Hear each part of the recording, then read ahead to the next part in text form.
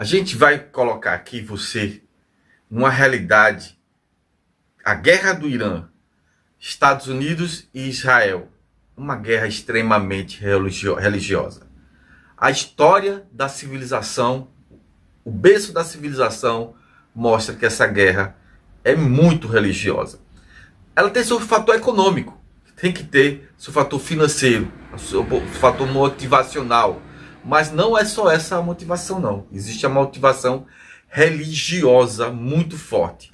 Primeiro, a gente tem que falar de forma apocalíptica ou escatologia, né? Que tem a ver com apocalipse. Dentro da crença do cristianismo, dentro do conceito judaico sobre fim dos tempos e também no entendimento islâmico do fim do mundo. Esse é um ponto fundamental para você começar a entender os personagens e os lugares e as regiões de forma mística. Vamos lá.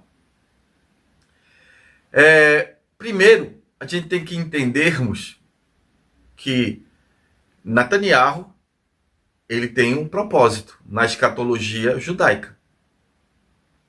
Tem uma ambição muito forte ali no Oriente Médio, que é a mesquita de Al-Aqsa. Essa mesquita, ela tem fator muito forte religioso e sagrado para o judaísmo, porque ali era onde está a mesquita de Al-Aqsa, é onde foi construído o templo de Salomão, filho do rei Davi.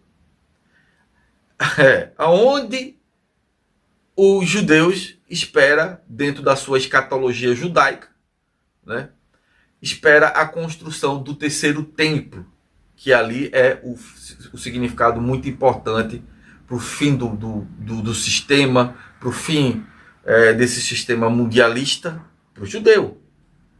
Né? Para o judeu. Aí sim, aí vai ser onde é a casa, onde reside, onde o homem está mais próximo de Deus, é no terceiro templo, ali em Jerusalém, onde está a mesquita hoje de Al-Aqsa.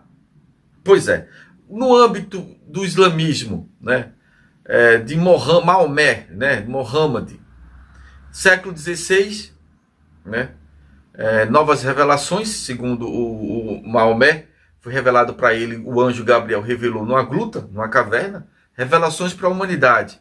No século VII, ele, no final da sua vida, Muhammad, segundo a crença islâmica, ele ascendeu aos céus, mas não ascendeu em Meca, onde nasceu, nem em Medina, onde ele fez a primeira mesquita. Não, ele foi ascender lá em Jerusalém, onde estava o templo de Salomão, por isso que é sagrada, é uma mesquita sagrada, onde Maomé, ascendeu aos céus com o anjo Gabriel numa viagem noturna. Al-Aqsa é essa mesquita. Ela hoje ela é guardiada pelos os muçulmanos da Jordânia, né? É muito respeitado ali pelo mundo muçulmano, sunita, xiita, enfim. Aí tem um problema histórico. Vamos explicar aqui para você entender. E o que está acontecendo agora é contemporâneo, né? As revelações contemporâneas. Vamos lá. Netanyahu tem um propósito, né? Tem um propósito dessa guerra sangrenta com o Hamas, com o Irã, né, com a Síria,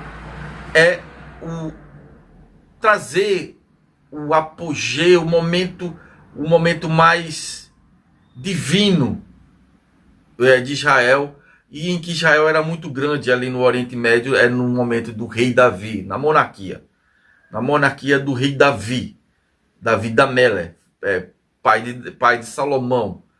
Foi onde eles dominaram ali o Oriente Médio, o Egito, dominaram tudo ali por perto, venceram grandes batalhas, Davi e seu filho Salomão. Então, resgatar essa relação que era uma bênção do Deus Yahvé, o Deus de Israel, do Israel antigo, o Javé, era o Deus dele que dava a Salomão, que dava a Davi, e que dava e que também está dando a Netanyahu. É um entendimento de um conceito de determinados vertentes do judaísmo hoje. O judaísmo hoje tem várias vertentes, mas uma delas é essa crença, né? Essa crença que ela originou mais no movimento europeu, americano, dos sionistas americanos, né? Sionistas cristãos, né? Esse movimento e esse ideal. Vamos lá. O islamismo. O islamismo do Irã, ele é diferente do islamismo, é uma outra vertente, é como se fosse o catolicismo e como se fosse os protestantes, né? São vertentes oriunda do mesmo berço, do mesmo poço, mas tem entendimentos diferentes, o católico e o protestante. A mesma coisa é o sunita, o islâmico, o muçulmano sunita, que a maioria dos países, Arábia Saudita, Catar, Emirados Árabes, Bahrein, a maioria desses países são, Iraque hoje, o Iraque também, são sunita. E só o Irã, que é um país, na verdade, eles não são árabes, eles são persas, 50%, mas eles não são totalmente persa não, no Irã, viu? Mas 50% da população é persa, né? É daquela oriundo da Medo-Persa de Alexandre o Grande, né? Pois é, um povo acostumado também a guerras, né? A resiliência em guerras. Então, o propósito deles aqui é proteger o Alcorão, é proteger o regime, né? Muçulmano, é proteger as Sharias. Sharias significa no Alcorão leis, né? Regras, né? Sugestões, determinações como o povo, como a cidade, como a região, como a família, como o homem deve se relacionar com o divino. Então, como a Torá, a palavra Torá em hebraico também, que é conhecido pelos cristãos como Pentateuco significa leis, então, para ele está protegendo o sagrado, o Alcorão, sagradas leis, né? Ali, ele não permitindo a contaminação do liberalismo moral e liberalismo econômico americano, né, europeu, ele está protegendo a cultura, a tradição deles lá. É outro ponto. Eles veem os Estados Unidos como um grande, por exemplo, como cristão, acredita que determinadas coisas é provocada pelo o Satanás, que é a oposição ao bem, a oposição a tudo que é bom na vida, a oposição ao Deus, né? O Deus criador de todas as coisas, o engenheiro, o arquiteto do universo. Eles acreditam que os Estados Unidos tem essa posição. A mentalidade americana de destruição do exército é baseado no que há de Satã, né? De Ra-Satã, né? De forças contrárias, forças da escuridão, das trevas, contrária à luz, né? Pois é. Contrária às coisas divinas, pois é. Então eles estão defendendo religião. Quem está atacando por religião. E qual o papel dos Estados Unidos no lado religioso? Por muitos, Trump é um ser, né? Um ser ungido, né? Segundo alguns, ele é cristão.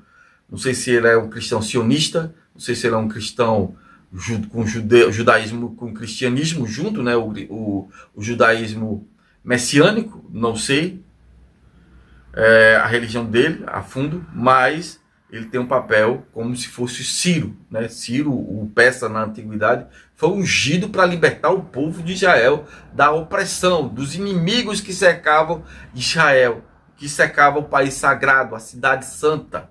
Isso também, essas guerras foram muito oriundas na idade medieval, igreja e muçulmanos, né? A guerra muito ali foi estabelecida no Oriente, em que a igreja europeia romana saía para ir para o Oriente defender Jerusalém. E houve muitas batalhas muitas mortes, e essa guerra tem esse parâmetro, esse âmbito.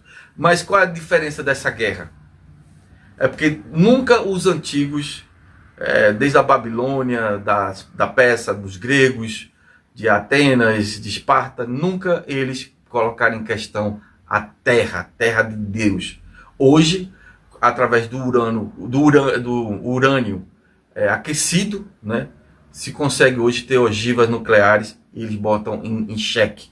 Muitos países hoje botam em xeque a existência da terra que pertence a Deus em toda a crença, cristianismo, islamismo, muçulmano, budismo, qualquer crença, indianismo, toda a crença entende que a terra é divina. E o homem, nenhum país, nenhum presidente, nenhum ditador tem o direito de guerrear. Sim, sempre houve guerra, confusão entre os homens, né, por riqueza, por territórios, e enfim, por ideologias, mas nunca botar em xeque.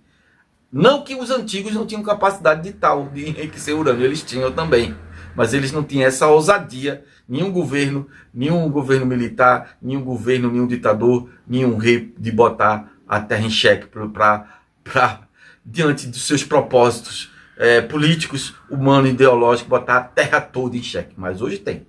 Os Estados Unidos estavam muito armados, a Rússia, a China, a Índia, a Coreia do Norte, a França, tá todo mundo aí cheio de ogivas. Pois é. Será que é o apocalipse final? Um dia Deus acabou o mundo com água, né? Com água, com dilúvio, né? E hoje o homem vai acabar o mundo pegando o urânio, né, aquecido, que é da própria terra, que é uma coisa de Deus, criada por Deus, e fazer de forma a trazer o extermínio para a humanidade. Naquele tempo, a arca flutuou. Nesse tempo, eles mesmos querem conduzir o que é divino nos bunkers, nos grandes bunkers. Será que vai sobrar bunkers? Será que vai sobrar oxigênio? Será que vai sobrar vida na Terra? Será que vai sobrar fotossíntese depois de tanta devastação que pode acontecer na Terra? Então você escreve, comenta aí da sua opinião. Valeu!